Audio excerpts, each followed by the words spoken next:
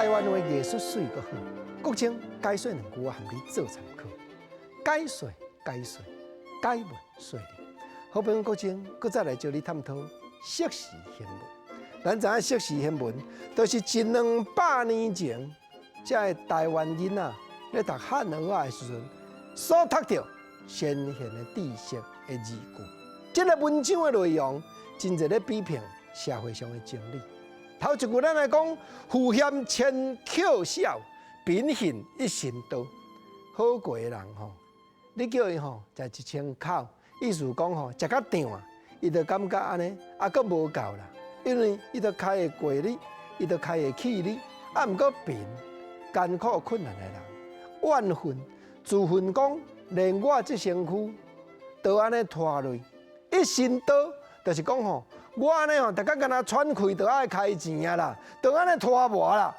我先讲一个比平笑话，咱社会有一句话吼，互相朋友咧跋肚咧讲的，自己也才会当讲哦。讲啊，你安遮含慢，你这个头壳还搁咧用，头壳还搁咧用，啊无若袂用的，敢会当甲换雕塑？对，这句话就是咧比平讲，贫行一心多。你这一身躯，你总是袂当甲放弃啊。毋过敢若食。逐工目睭铁金3顿，要对倒位去撞，我着烦恼。安尼叫做贫行一心多。我若当卖喘气、卖食饭、卖啉水，毋免去共买便当，安尼毋是加正好？安尼叫做贫行一心多。吼，就是讲因为安尼，为着3顿饱，伫咧艰难，有当阵爱看人的头面，所以硕士新闻内底也佫有4句诗，讲下酒记人忠，下饭记人良，人老心未老。人强行莫强，这小可爱解说一下，不过意思真好。